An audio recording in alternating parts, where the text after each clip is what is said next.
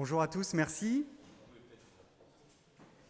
Merci d'être présent aux Assises, merci d'être présent dans ce salon donc, dédié au financement et aux solutions pour l'avenir du logement. On a un programme assez dense ce matin avec plusieurs tables rondes et présentations. À chaque fois que ce sera possible, après chaque séquence, je passerai la parole au public si vous avez des questions. On va tout de suite commencer effectivement sur la question du financement, avec la question des fonds logement. Voilà, nous avons ici présent Jean-Marc Colly, président d'Aspim, et Christian de Kerangal, donc directeur général de l'IEIF. Merci d'être ici. Alors Jean-Marc Colly, vous dirigez l'Association française des fonds de placement, immobilier, et Christian de Kerangal, donc vous dirigez l'Institut de l'épargne immobilière et foncière, qui est un centre de recherche, d'études et de prospective. Je commence avec vous, monsieur de Kerangal. Est-ce que vous pouvez nous donner quelques éléments de contexte? On parle du retour des investisseurs institutionnels, notamment sur le segment résidentiel. Pourquoi? Quel montant ça concerne? Et quels avantages ça aurait par rapport à l'immobilier de bureau sur lequel ils étaient historiquement positionnés? Très présent. Bonjour à tous. C'est vrai que le retour des investisseurs institutionnels vers le logement, en fait, on peut commencer à le dater à partir de 2014. En tout cas, c'est là où il y a eu les premiers fonds qui sont apparus pour investir notamment dans le logement intermédiaire, avec une forte accélération depuis 2019. Alors, quelques éléments. Je voudrais juste revenir en quelques mots sur pourquoi est-ce qu'il y a eu un désengagement massif des investisseurs institutionnels à la fin des années 90 et au début des années 2000. Je crois qu'une des raisons essentielles, probablement pas la seule, mais c'est le différentiel de rendement courant, annuel, qui était alors, à ce moment-là, très très important entre ce que délivrait le logement et ce que délivraient les actifs d'immobilier d'entreprise, le bureau, le commerce, la logistique. On avait des différentiels qui étaient très, très élevés. On avait aussi dans les patrimoines des investisseurs institutionnels des actifs qui étaient amortis depuis longtemps, notamment dans les compagnies d'assurance, et donc avec beaucoup de plus-values latentes réalisables. Et en 2001, la crise des techs a fait qu'on a demandé beaucoup aux assureurs notamment de vendre de l'immobilier pour réaliser des plus-values et venir compenser toutes les moins-values qui avaient été réalisées en bourse. Et puis des coûts de gestion élevés par rapport à l'immobilier d'entreprise. Donc ce qui fait que les investisseurs institutionnels, globalement, avaient, avant le début des années 2000, avaient environ 30% de résidentiel dans leur portefeuille. Ils en ont aujourd'hui 17%. Donc il y en a encore un peu, enfin, il y en a même encore significativement, mais enfin ça a quand même nettement diminué. Alors, le relais, il a été pris par des investisseurs personnes physiques, vous le savez tous, incités par les régimes fiscaux de Périsol au Pinel.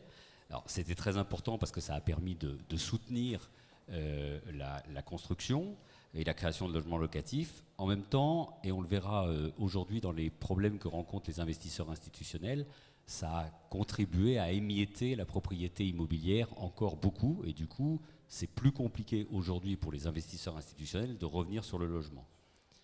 Alors, qu'est-ce qui fait qu'aujourd'hui, les investisseurs institutionnels reviennent vers le logement? Alors, il y a des considérations financières, évidemment. Premier élément, oui, il y a toujours un écart de rentabilité courante entre le logement et l'immobilier entreprise, mais il est très faible désormais, enfin il est beaucoup plus faible, et il est au plus bas depuis 25 ans. Donc l'immobilier de logement devient intéressant, redevient intéressant, d'autant plus que c'est un actif qui est très décorrélé des actions et des obligations, et vous savez que quand on est investisseur institutionnel, on essaye de diversifier ses placements, et donc le logement est un des actifs qui est le plus efficace pour cela. Et puis le troisième élément, c'est la très forte résilience en période de récession, et on l'a vu notamment pendant la crise du Covid, la performance du logement, elle n'a pas diminué. Le logement a continué à délivrer des rendements locatifs intéressants et a continué à prendre de la valeur. Et je dirais que au-delà de ces considérations financières, le logement, il a une place très particulière, très importante dans la mise en place de stratégies dites ESG, qui deviennent aujourd'hui très importantes à l'agenda des investisseurs institutionnels, notamment pour contribuer à créer du logement abordable, je sais que Jean-Marc va y revenir, et également pour financer la transition environnementale. Alors il y a quand même quelques éléments qui restent, il y a encore du contre pour le logement, hein, tout n'est pas... Les coûts de gestion et les charges locatives qui sont plus élevés structurellement que dans l'immobilier d'entreprise.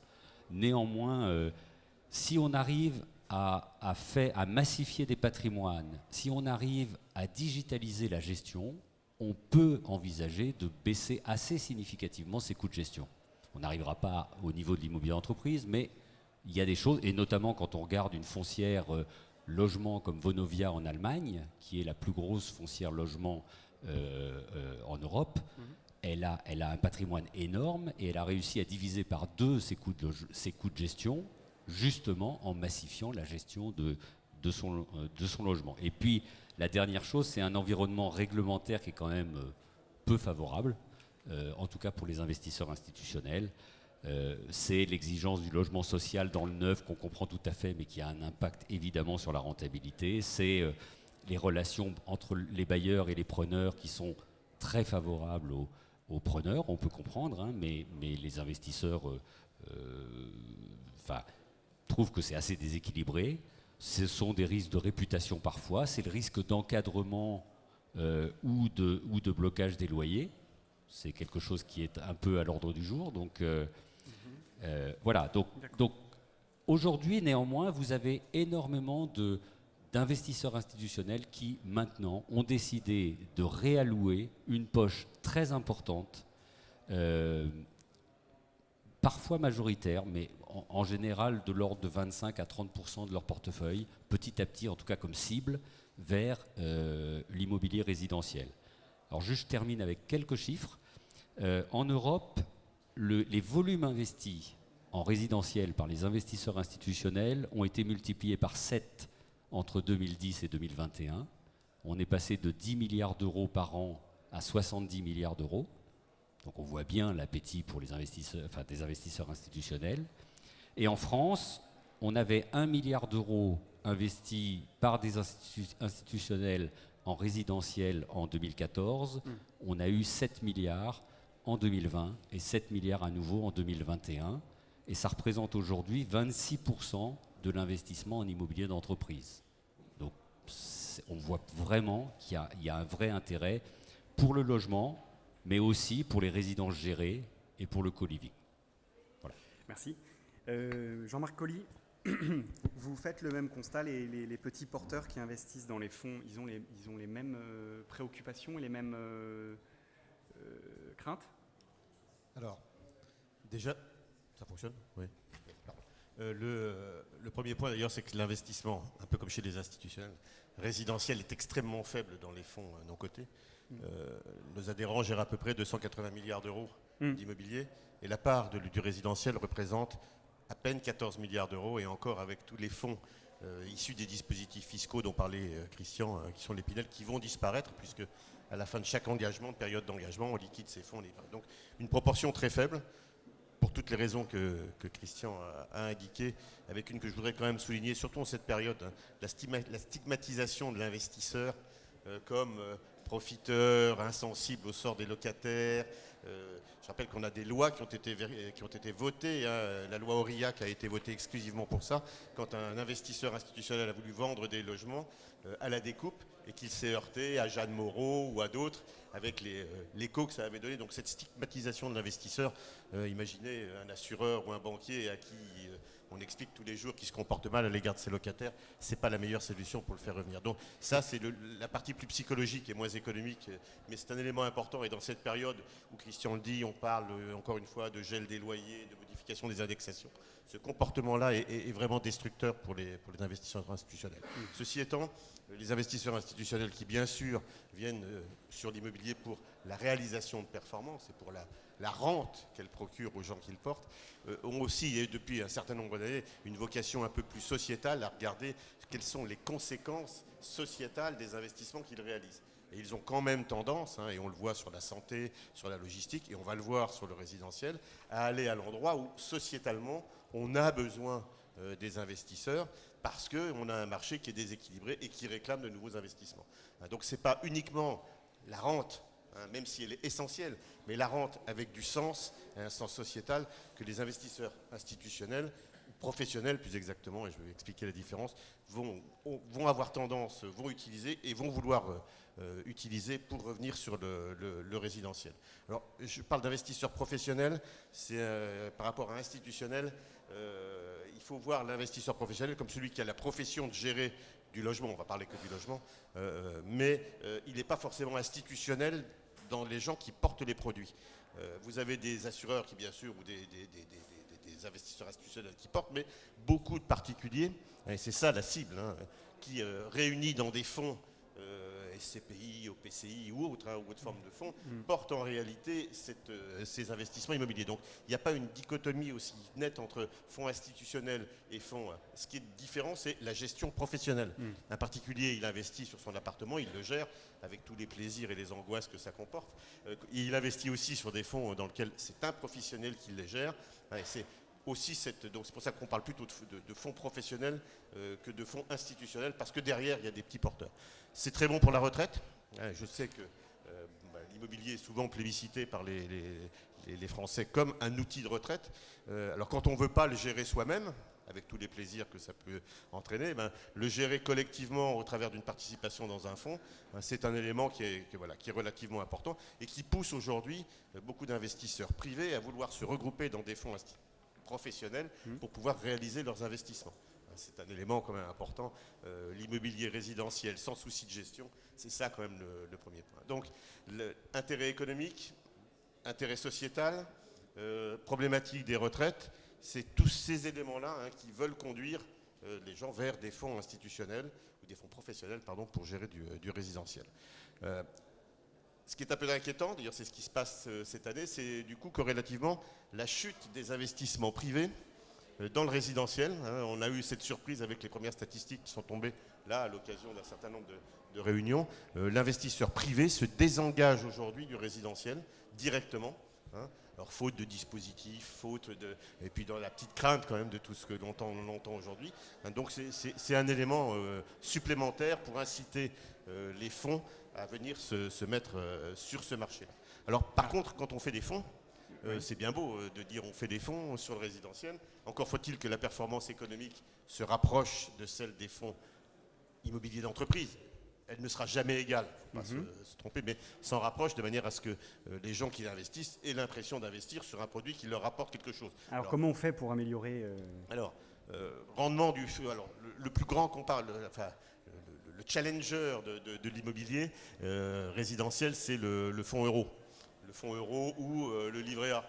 Bon, alors quand ils sont à 1 ou 1,50 de performance, on se dit d'ailleurs que si nous arrivions à faire autour de 3% de rendement avec des fonds immobiliers résidentiels, on serait largement compétitif entre les actions qui rapportent plus mais qui sont plus volatiles, l'immobilier d'entreprise, même chose, qui rapporte un tout petit peu plus mais dont la volatilité des prix est encore plus forte. Le résidentiel, ça offre cette force incroyable, c'est que ça offre un rendement à peu près régulier, durablement dans le temps et sans trop de volatilité.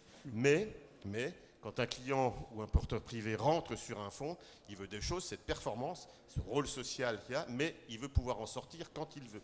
Et la liquidité est un élément essentiel du produit.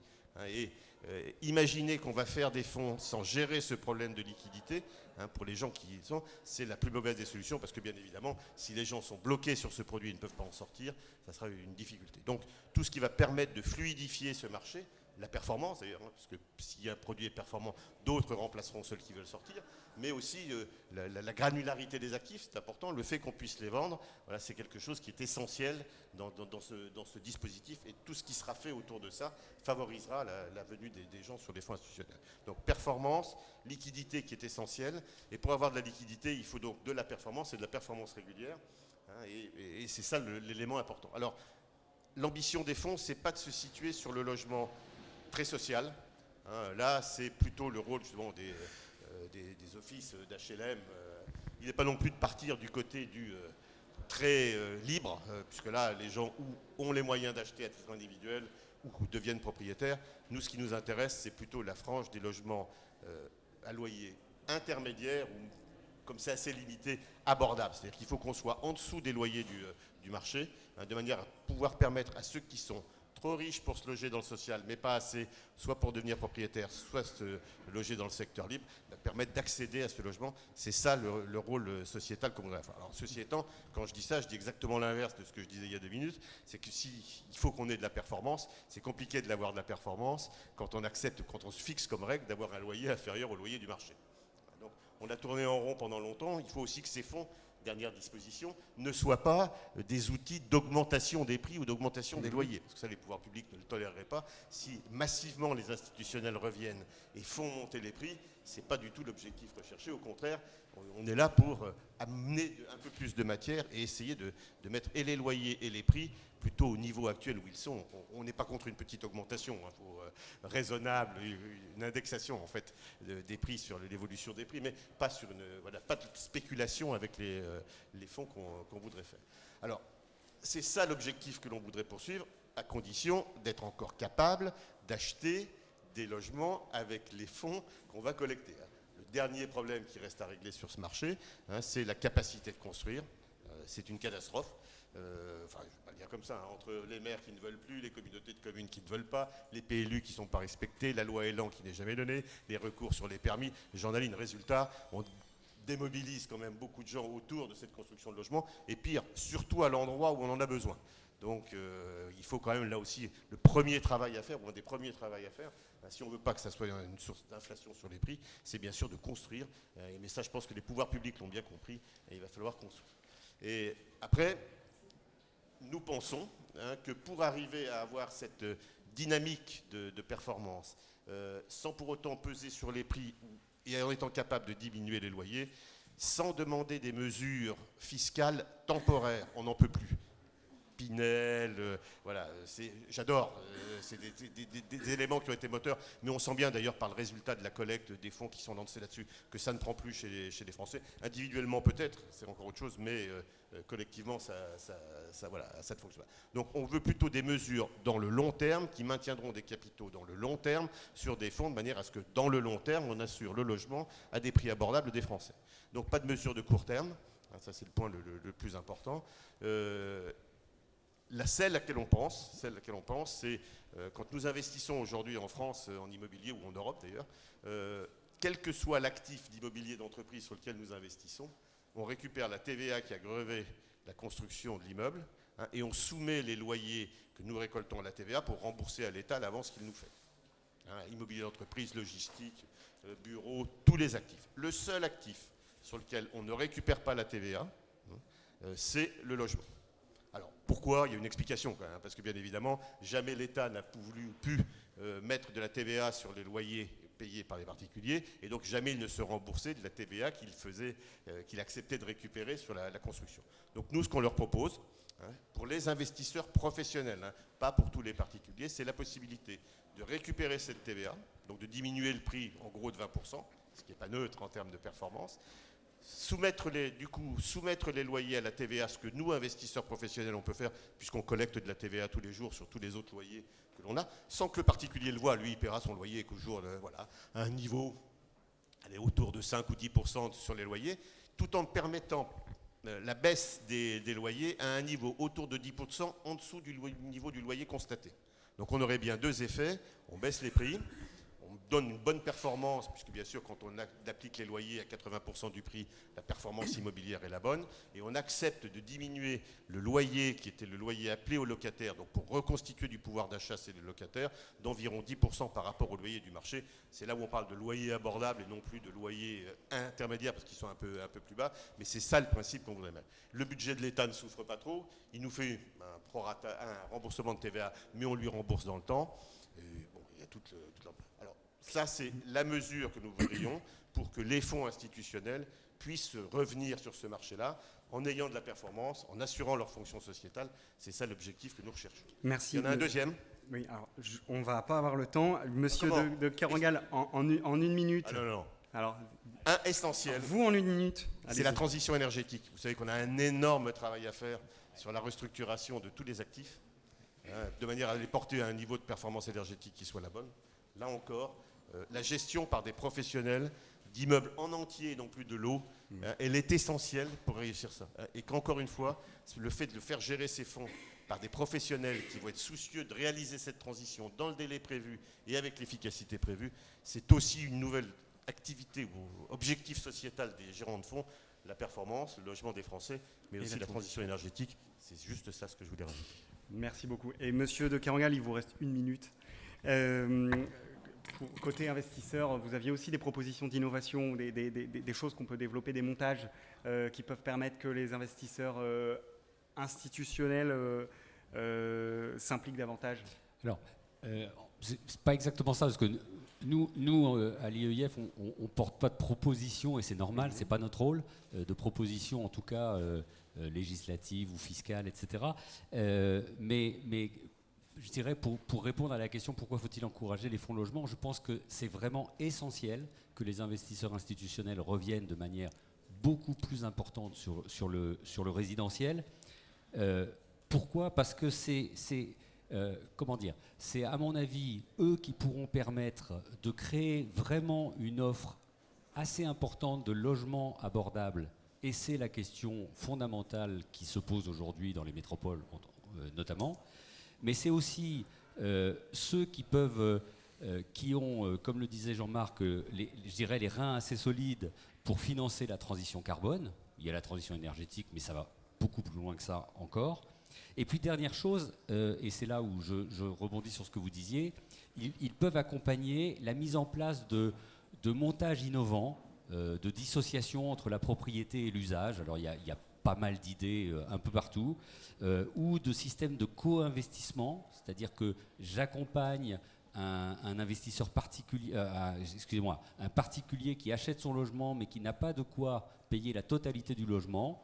Je paye une partie en tant qu'investisseur, et puis petit à petit je transfère la propriété, ou je vends la propriété petit à petit aux futurs propriétaires entiers. Donc en tout cas, ça se pratique beaucoup dans les pays du Nord. Je pense que les investisseurs institutionnels sont vraiment une clé importante pour permettre d'améliorer la solvabilité des candidats acquéreurs, et notamment dans une période où l'inflation et la hausse des taux vont sérieusement raboter cette solvabilité. Merci, c'est le mot de la fin. Je vous remercie tous les deux. On va pouvoir passer. Merci pour eux.